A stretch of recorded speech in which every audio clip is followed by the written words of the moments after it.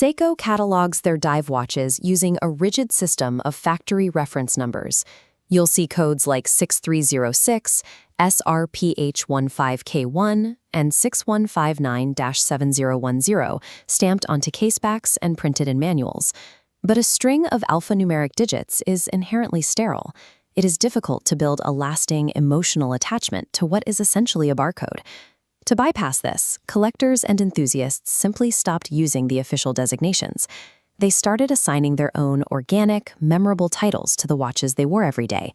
Over decades, this community vocabulary organized itself into three main branches: titles based on physical shape, titles reflecting Japanese martial aesthetics, and titles earned through cinematic or historical prestige. Decoding this fan-made glossary provides a lens into the specific design intentions and historical milestones that have come to define the brand.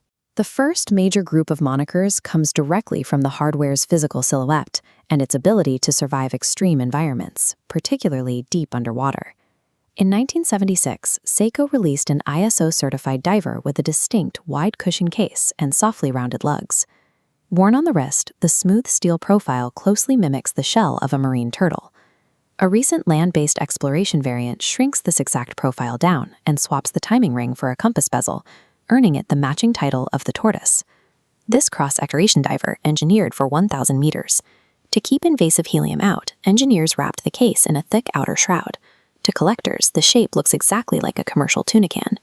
Similarly, the SKX779 lineage features incredibly bright luminous dial markers guarded by aggressive, jagged bezel serrations that look like teeth, universally known as the monster. Rather than memorizing spec sheets, collectors use these animalistic labels as intuitive shorthand for the specific survival tools each watch represents. Another distinct category of design moves away from organic shapes, drawing directly from Japan's martial history. The SRP-B51 diver features a heavily textured dial punctuated by sharply pointed sword-shaped hands. Its case is defined by aggressive, angular 42mm lugs. The flat surfaces and sheer drops look as though they were sliced away by a katana, earning it the samurai title. Stepping up, the SBDC007 offers a lightweight titanium case, protected by a hardened diashield coating. Its complex layered case lines resemble traditional armor, making it the shogun. And then there is the Sumo, a hulking 45mm heavyweight diver, defined by its wide shoulders and a massive dominating index marker at the 12 o'clock position. Applying these historical titles reframes the industrial hardware, connecting cold steel to long-standing traditions of Japanese discipline and martial precision. The third category of nicknames is defined by provenance, where a watch's identity is shaped by the specific figures who carried it into the field. The 6105 was a reliable tool watch, released in 1968, distinguished by an off-center crown. It featured a rugged, asymmetrical case and was heavily favored and purchased by American troops deployed in the jungles of Vietnam. Because of this authentic military pedigree, it was selected as the wardrobe piece for Martin Sheen's character, Captain Willard, in Apocalypse Now. Seiko also produced the H558, the world's first hybrid analog-digital dive watch, wrapping its complex movement in a rugged plastic shroud. Arnold Schwarzenegger strapped this oversized tool to his wrist for the blockbuster action films Commando and Predator, forever branding it the Arnie.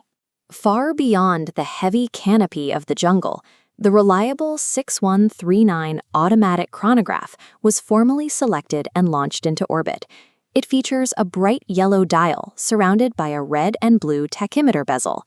It is known entirely as the Pogue because astronaut Colonel William Pogue carried it into space during the 1973 Skylab 4 mission.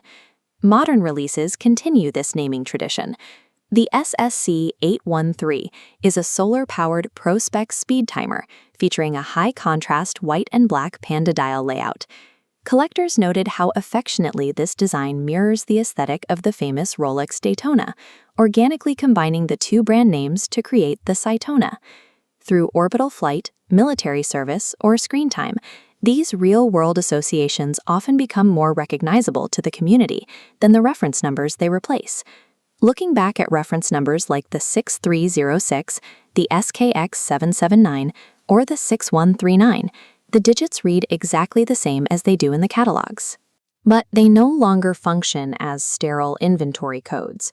They immediately evoke the physical shape of the turtle, the aggressive teeth of the monster, and the yellow dial of the pogue. A nickname only sticks when a piece of hardware achieves a rare alignment of robust engineering, striking visual language, and genuine utility in the field. Spotting one of these instruments in the wild means you are looking at a piece of living, wearable history.